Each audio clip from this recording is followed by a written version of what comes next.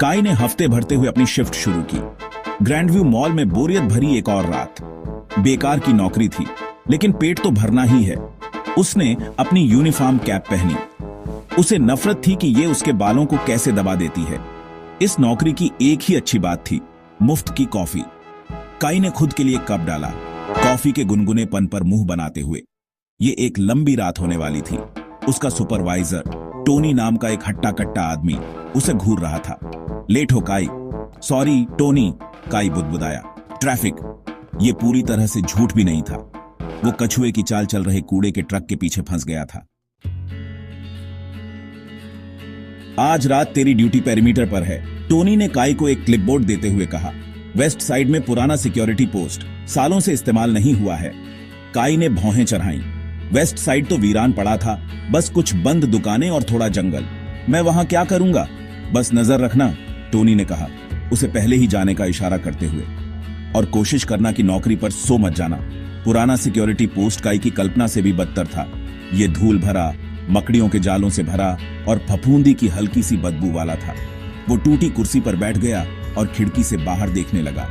जिंदगी की एकमात्र निशानी एक लड़की थी जो दो बड़े बड़े फूले हुए कुत्तों को घुमा रही थी।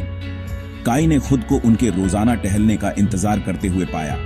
लड़की सुंदर थी, लंबे काले बालों और एक प्यारी सी मुस्कान के साथ। कुत्ते बड़े मजेदार थे, हमेशा अपने पट्टों में उलझते रहते थे। ये उसकी नीरस दिनचर्या का सबसे दिलचस्प हिस्सा था। एक उमस भरी रात, बत्तियां टिमटिमाई और बुझ गईं।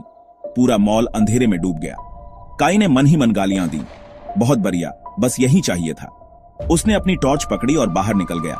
हवा में बिजली की गड़गड़ाहट थी। दूर से एक तेज आवाज रात को चीरती हुई सुनाई दी। ये जंगल से आ रही थी। उत्सुकतावश काई सावधानी से आवाज की तरफ बढ़ने लगा। उसकी गर्दन के बाल खड़े हो गए। कुछ तो गड़बड़ थी।